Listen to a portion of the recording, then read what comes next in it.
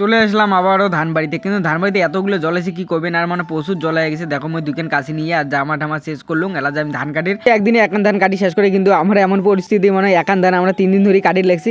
আর দেখি বলেছেন কোষ্টা গাছগুলো কত বড় হয়ে গেছে, তা আমরা চলে এসলাম আর ধানবাড়িত। আর এগুলো ধান দেখি বলেছেন, এগুলো ধান আমরা কাটবো। দেখো এলা হাঁটি হাঁটি আমরা যাওয়ার লাগছে ধানবাড়ি।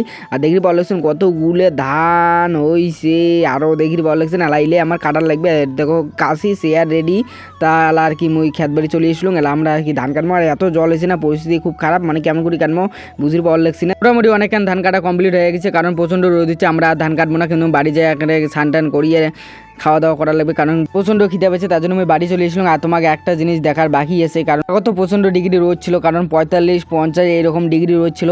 তার জন্য আমার কোষ্টা মরে গেছে। দেখো আবার কোষ্টা ফেলাইছি, কিন্তু কোষ্টা এমন পরিস্থিতি দেখো ঘাসে ঘাস হয়ে গেছে, কোষ্টা আর নাই। তার জন্য ডাইরেক্ট চলে এসলাম ঘরত, কারণ সুইচটা দিয়ে দিলাম, কারণ প্রচণ্ড গরম লাগছে। এরকম মজার মজার ভিডিও দেখার জন্য অবশ্যই চ্যানেলটা সাবস্ক্রাইব করে রাখো।